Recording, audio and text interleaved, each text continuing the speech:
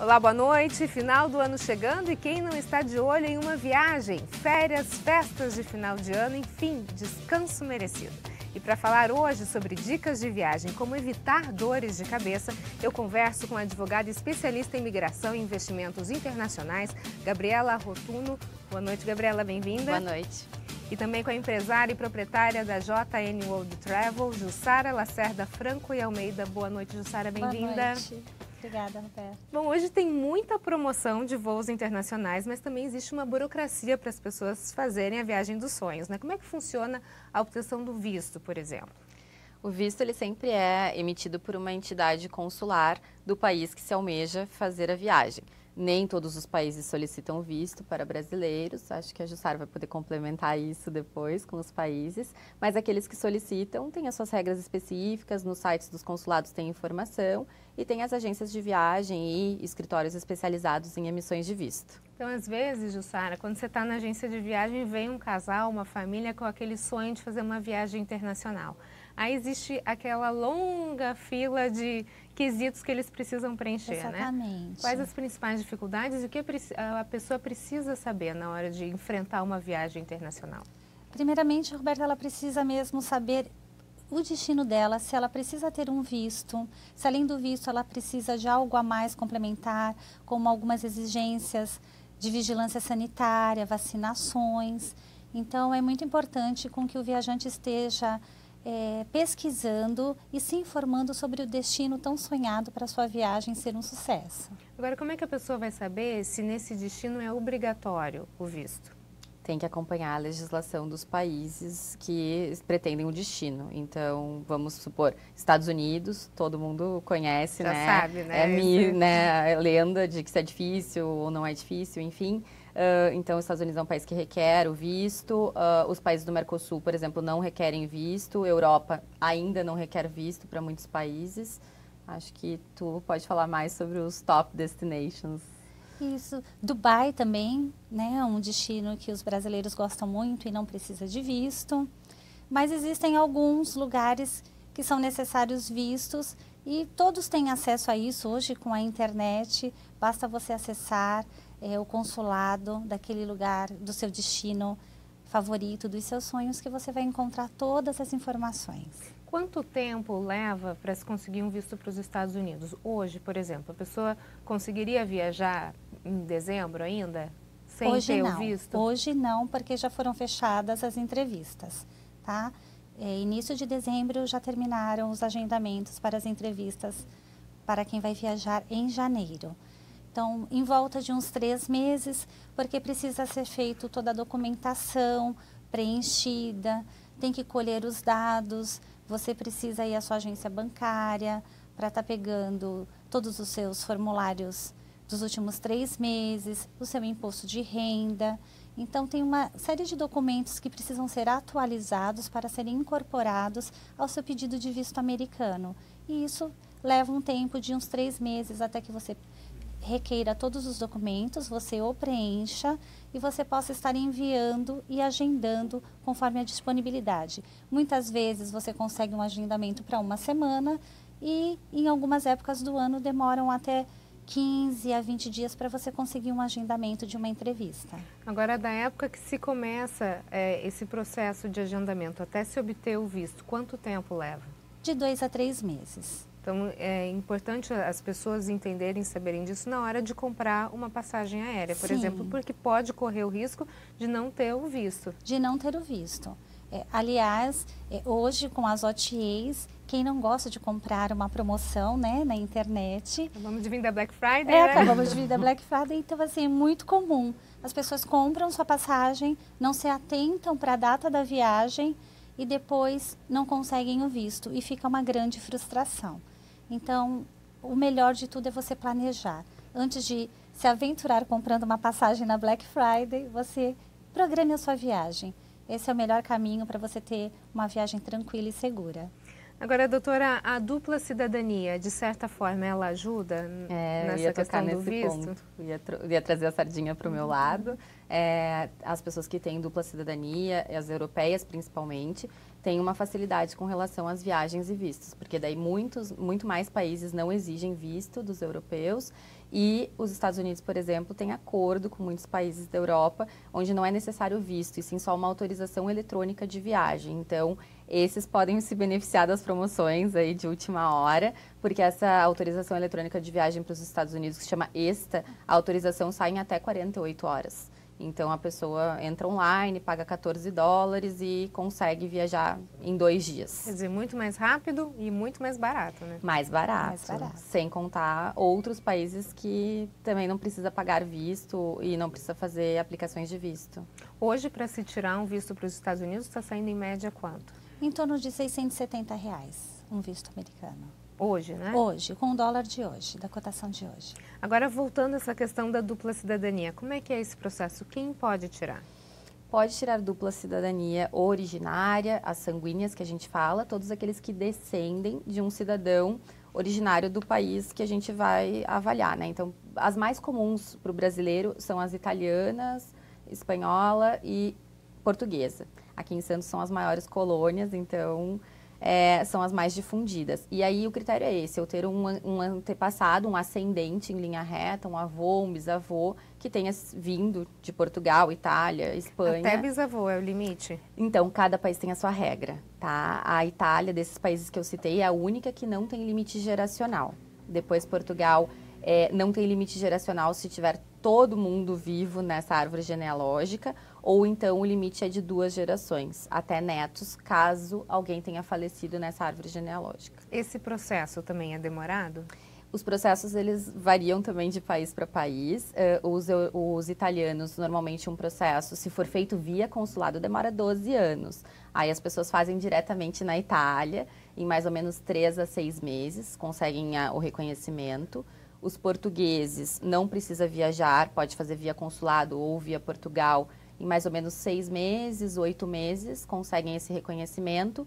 E os espanhóis, 3 meses a 6 meses. No próximo bloco a gente continua a falar sobre dicas de viagem. Nós voltamos em instantes. Até já. O ND está de volta. O nosso assunto de hoje é dicas de viagem. Eu converso com a doutora Gabriela Rotuno e com a empresária e proprietária da JN World Travel, Jussara Lacerda Franco e Almeida. A gente está falando sobre a questão dos documentos de dupla cidadania para quem vai viajar para fora. Agora, ter dupla cidadania não é garantia de que a pessoa vai conseguir entrar rapidamente no país, é? Não, só no país que ela é cidadã, que seria Brasil, e então o país de dupla cidadania. Nas outras, ela vai passar pelo oficial de imigração do país e vai fazer as averiguações como qualquer outro. Como todo procedimento. Como todos os procedimentos. Agora, nessa hora aí, entra muito a questão do nervosismo, né? Como é que a pessoa deve proceder? A pessoa precisa ficar o mais tranquila possível e se realmente ela tem a sua dupla cidadania, ela está em posse do seu ESTA, que é o seu certificado de que ela pode entrar no país, basta se conduzir ao oficial, ele fará perguntas básicas do tipo, o que você veio fazer no nosso país, se é a passeio, se é a trabalho, se está com a família ou não, responder tranquilamente que não terá nenhum problema. Agora, as pessoas, elas costumam fazer compras no exterior. Que cuidados elas devem tomar, por exemplo, com voos onde há escala? Existe algum cuidado em relação à alfândega? Então, voos com escala, Roberta, depende. Se eles compraram junto um voo no qual ele vai dar a escala e ele comprou o voo internacional mais o voo doméstico. Então, ele poderá sim, na conexão, ter que fazer uma troca de bagagem, tirar de uma aeronave e colocar para outra, ele mesmo ter que fazer novo despache. Caso ele não precise, ele compre tudo junto, ele não precisa desse procedimento. Então, a bagagem dele, ele no destino, ele vai despachar sua bagagem no balcão do aeroporto e vai retirar somente no destino quando ele chegar na sua viagem. E a declaração é uma única vez? A declaração é uma única vez. Extravio de bagagens em outros países, qual é o procedimento? Bom, extraviou a sua bagagem, você tem Chora e depois? Não chora, vai diretamente ao balcão da sua companhia aérea nesse aeroporto para preencher um relatório de bagagem extraviada. Nesse relatório, você vai estar dispondo que sua bagagem foi extraviada e a companhia aérea tem até 7 dias para estar te reavendo isso. No caso de bagagens extraviadas, você tem direito a ter um suporte financeiro para que você possa passar esses dias sem a sua bagagem. Então, através desse relatório que você vai preencher, você já vai estar, através da companhia aérea, recebendo um valor, se for em voo internacional, em média de $151, voos nacionais R$380, para que você possa comprar os itens básicos até que a sua bagagem seja localizada. Hoje, Jussara, existem muitas regras relacionadas à bagagem, né? Muita Sim. coisa mudou, né? Até em relação quando se compra a passagem aérea. Hoje, o que está valendo? Então, para voos nacionais, a maioria dos voos, quando nós compramos aqueles que são os mais baratos, nós precisamos nos atentar, porque geralmente esse voo não tem mala despachada. Então, ele não tem bagagem incluída. E se você precisar de bagagem para a tua viagem, deverás comprar antes, porque assim você vai conseguir comprar essa mala despachada num valor muito mais acessível do que no dia que você chegar com a sua família e despachar essa bagagem no aeroporto. Para voos internacionais, a maioria das companhias aéreas, elas ainda estão dando 1 ou 2 bagagens, dependendo da companhia aérea, para que você possa estar levando. No caso da TAP, muitos brasileiros vão a Portugal, é uma empresa da qual dos voos dela não tem bagagem despachada. Então, você precisa ficar bem atento na hora de comprar a sua passagem para verificar se realmente ela está com a bagagem despachada incluída ou não. É importante lembrar também que a questão da bagagem de mão, ela tem um tamanho exato, né? Não é qualquer mala só porque a gente acha que é pequena que eles deixam entrar lá em cima, né? Não, e é um mico no aeroporto, né? Porque eles colocam lá na cestinha se cabe, se não cabe. Se não cabe. E pode ser desde uma mochila, uma bolsa ou até uma mala pequena, até 117 centímetros e pesar até 10 quilos. O peso também é muito importante nos voos nacionais, porque se o fiscal olha para sua bagagem, para sua mochila nas costas e ele acha que ali tem mais que 10 quilos, ele vai pesar sim e você corre o risco de ter que pagar para despachar essa bagagem. Não é só o tamanho, o peso também conta. O peso também conta. Falar um pouquinho agora sobre os destinos de final de ano. Muita gente vai aproveitar agora esse finalzinho, emenda Natal com Ano Novo, faz uma viagem. Como é que se planeja o destino ideal? Destino ideal. O destino ideal é muito particular, né, Roberta? Quem vai com criança, se você vai sozinho, com os amigos. Então, tem que tomar um cuidado. Quem vai com crianças, procurar, principalmente no final do ano, se hospedar num resort, num local onde você vai poder ter uma tranquilidade e ter todo o controle ali da sua criança ao seu redor, tá? Agora, se você vai com amigos, nessa época do ano tudo é uma festa e não importa as sobrelotações. É bem a gente relembrar que final do ano é final do ano. Aeroportos cheios, então tem estradas lotadas. Sim, estradas lotadas. Muita gente, às vezes, aqui de São Paulo para a Baixada já passou o Réveillon na estrada, né? Exatamente. Porque não contava com o trânsito. Com o trânsito, então também outra dica importante, se você vai de rodoviário, chegue mais cedo. Se você vai de aéreo, mais cedo ainda você sai da tua casa, porque no trânsito da sua casa até o aeroporto, tem outras pessoas em trânsitos também viajando, tranquilas, de férias, sem pressa nenhuma. Isso pode acarretar de você chegar atrasado para pegar o seu voo. Do ponto de vista jurídico, tem alguma coisa que as pessoas devem se preocupar na hora de pensar na viagem do fim do ano? Acredito que é manter os passaportes atualizados, não deixar para a última hora, os extravios de passaporte, saber como conduzir, se tiver algum passaporte roubado ou furtado. Se for viagem nacional, carteira de identidade atualizada. Deve se preocupar com a documentação. E no próximo bloco a gente continua a falar sobre dicas de viagem. Nós voltamos em instantes. Até já. O ND está de volta e o nosso assunto de hoje são dicas de viagem. Eu converso com Gabriela Rotuno e com a empresária e proprietária da JN World Travel, Jussara Lacerda Franco e Almeida. Bom, a gente está falando sobre destinos de final de ano, enfim. E voltando agora àquela questão da documentação para quem vai para fora, mesmo com visto e documentação correta, Existe o risco da pessoa ser deportada? Sempre pode existir o risco de não ser aceito pelo oficial de imigração do país que tu estás planejando adentrar e por outras intercorrências. Por exemplo, se eu chego lá com visto de turista e o oficial de imigração pergunta o que eu estou fazendo lá e na verdade não será turismo, é trabalho, e ele descobre em mim essa segunda intenção, ele pode não me deixar entrar no país. Se eu estou com itens proibidos de viagem, também eu posso ser deportada. Então... O que seriam esses itens proibidos de viagem? Não, eu quero dizer assim, ilícitos. Conteúdos ilícitos, esses itens, né? A gente sabe que a pessoa normalmente sai presa do aeroporto e não só a deportação. Mas normalmente essa intenção, se eu vou fazer uma viagem e estou no meu visto dizendo que vou para aquele intuito, eu devo estar indo para aquele intuito. Ou se o oficial de imigração acha que tu não tem dinheiro suficiente para fazer aquela viagem, ou que o intuito é imigrar e não só visitar aquele país, ele tem o poder discricionário de barrar a tua entrada. E isso pode trazer daí consequências, penalizações de ser barrado, de entrar naquele país por alguns anos, meses, ou então ficar proibido de fazer o novo visto daquela mesma categoria. No caso de acontecer uma deportação, quais os direitos desse viajante, dessa pessoa?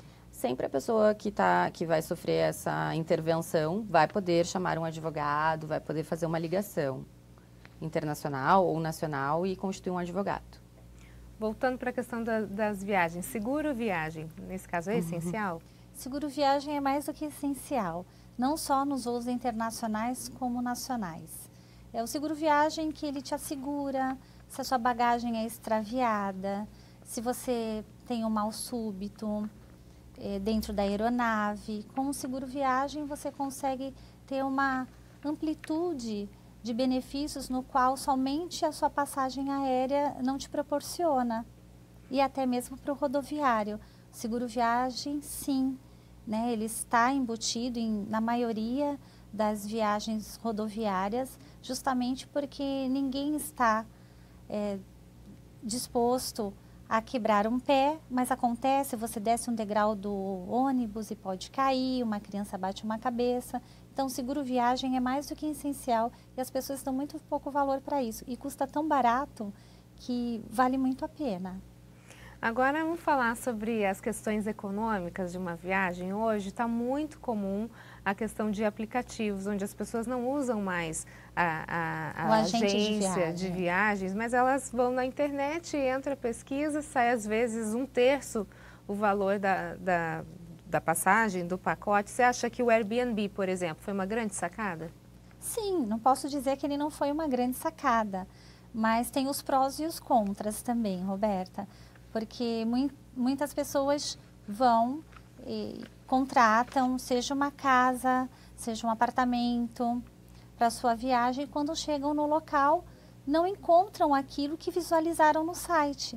Até porque o próprio Airbnb, ele te proporciona um fotógrafo que vai fotografar. Então, assim, o teu local, aquilo que você está vendendo na internet, ele foi mega fotografado, foi feito um Photoshop, todo um aprimoramento para atrair o viajante quando ele olhar aquela foto.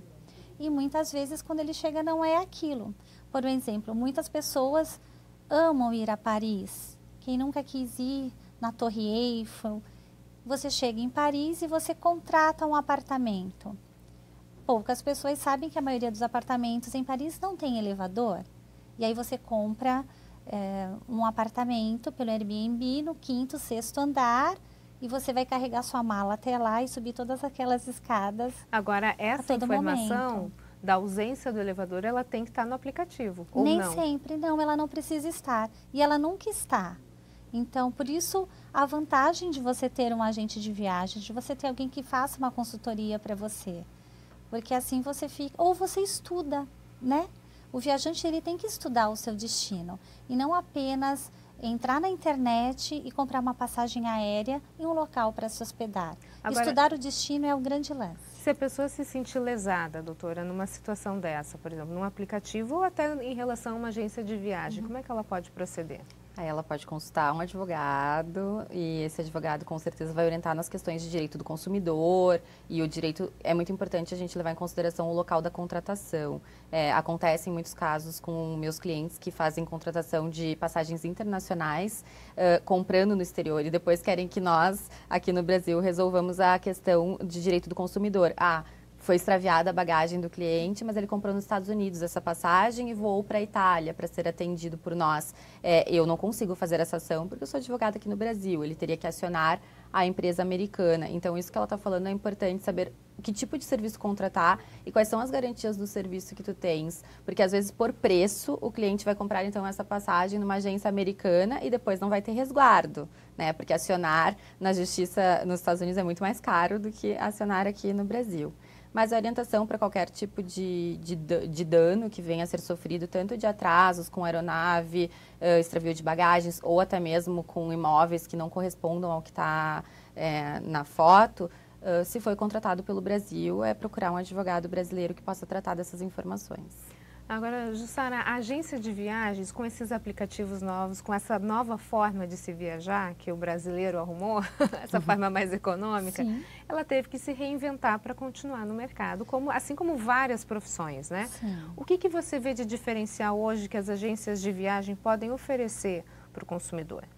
É exatamente isso. Hoje as agências de viagens não vendem apenas aquele pacote. Hoje elas estão muito mais interessadas em ter fornecedores, parceiros, nos quais elas possam chegar para o seu cliente e provar para ele que eles podem viajar sim na agência, pagando tão barato quanto as OTAs oferecem. Então, hoje as agências estão priorizando destinos diferenciados, com passeios diferenciados, se especializando em determinados destinos, e isso é o que está sendo, eu digo assim, o nosso gancho para permanecer no mercado. Né? Sobreviver nesse trade do turismo, nesse mundo totalmente globalizado que hoje nós estamos. Ok, Jussara, doutora Gabriela, muito obrigada pela participação. Eu agradeço. O ND fica por aqui, uma ótima noite para você. Fique agora com o Jornal da Band. Até mais.